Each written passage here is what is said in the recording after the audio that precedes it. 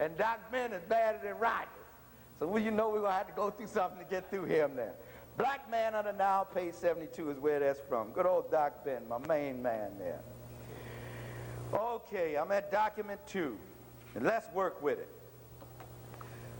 Now, much of the Old Testament as it appears in today's Bible, the very Bible that most black people have in their homes, was copied directly from ancient Cushite and Kemetic scrolls. Because we don't use the word Egypt. I just went over that in the last document. We don't use the word Ethiopia. And we'll discuss that why as we go on. We use the word Cush, is what the people call themselves, and Kemet, which is what the Egyptians call themselves. It says it was copied directly. That's what Ben said. Ben don't pull no punches. He says copied directly. Directly means what? Word for word. Straight from what they say, the horse's mouth. Word for word from ancient Cushite scrolls, which is ancient African scrolls.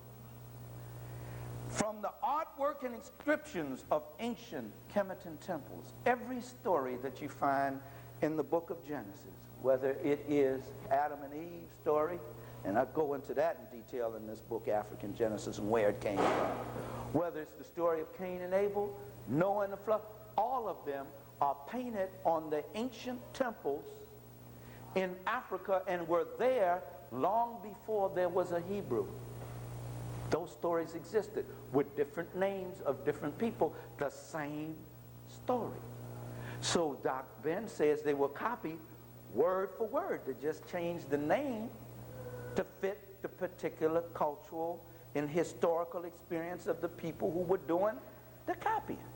The Hebrews were just another branch of Africans that had their own particular, just like you can go on the continent now and find over 2,000 different languages and traditions of how the world began and how creation came about. The Hebrews were just one of those traditions.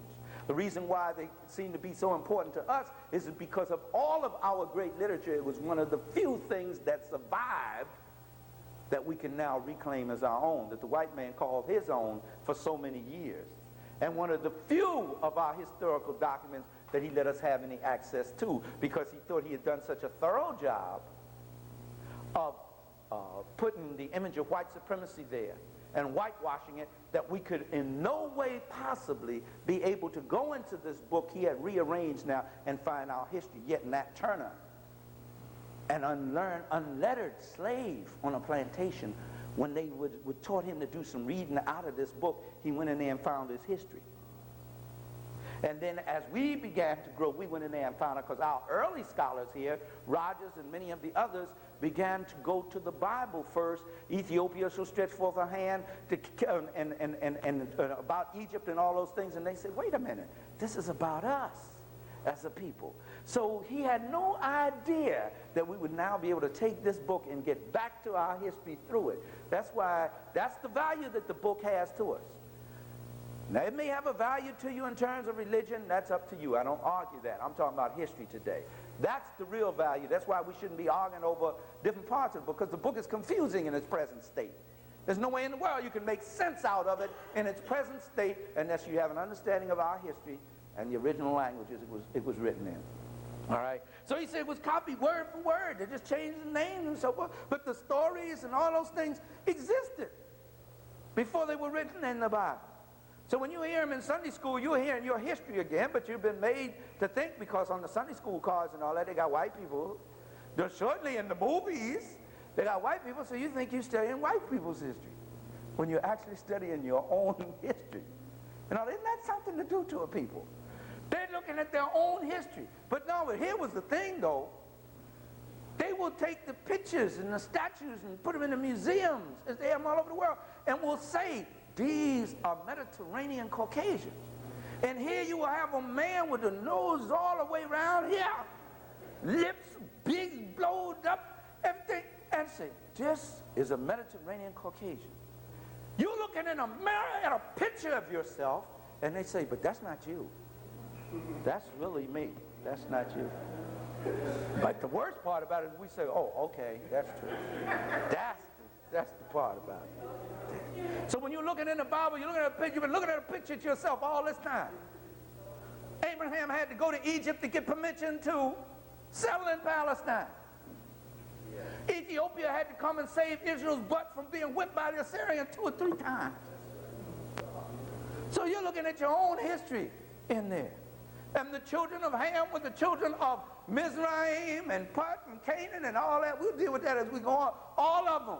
Black land, Canaanites, black people, all these black people, as Dr. Justice used to say, to make it plain and simple when we were in the seminary, say all them ites that you, anytime you read ite in the Bible, the black folks. All them ites in there is black folks. Plain and simple. Isn't that something?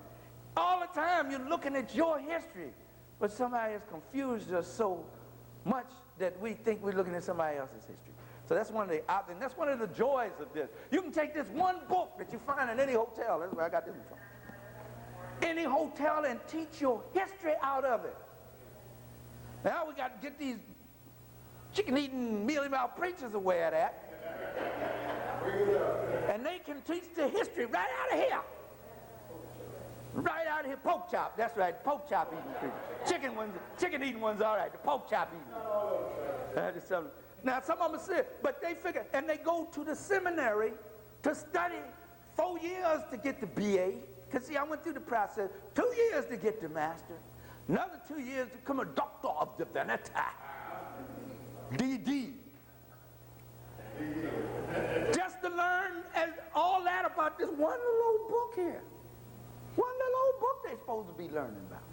Of course, they learn about Shakespeare and some other stuff too. But see, just all that. And never get to know the book, so never get the history of the book. But there are some ministers that are hard though, man. You'll be surprised. A lot of them that are on to that. But let me get back to this now. Let me get back to this document, man. I'm still trying to answer this question, who wrote the Bible? Maybe y'all will be able to tell me when I get finished. Anyway.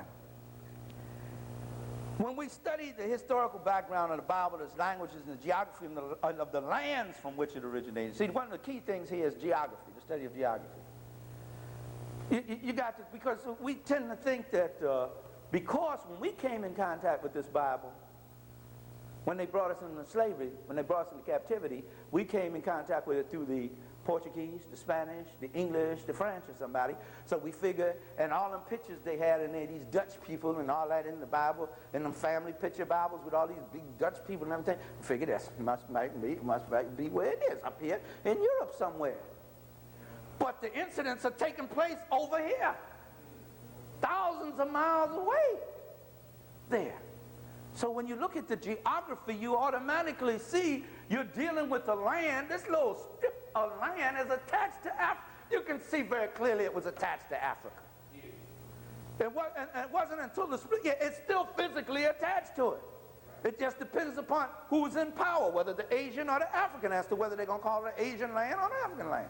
But it was attached to our Gaypu land, and still is. Just like Arabia, you can see where it fit right down there, just right neat before there was a split in the earth, some 50 million years or so ago. So you can see that. So you're looking at, when you just look at the geography, it starts to get your mind straight, first of all. But then we used to say, well, you know, even them people over there ain't white, but them people over there now are not the original people, unless you go further south. And any of y'all been on the trip know that the further south you go down the Nile, or up the Nile. That's why I told you this map is turned upside down. Because all maps, and I got off track there, didn't I? All maps were created in ancient Archaebu land, and the particular nation of Kemet was the first maps, and they went according to the longest river, the mother of all rivers in the world, and which runs 4,160 some odd miles. The Hapi River, which they call the Nile River. And it runs south-north, not north-south. So therefore they said the gods came from and the founders of their land came from the south. And whenever they needed rejuvenation, and whenever they needed a revolution to take the land back from the Asians that was here in the Delta, because they never did penetrate in ancient times or past that first cataract, they always had to go south to get the armies to come out of there to drive them out and give the land back to the blacks. That's covered in the destruction of black civilization so thoroughly well, I don't think anyone has ever covered it as well as Dr. Williams did in this book, The Destruction of Black Civilization. Now, if that's the case then, the maps were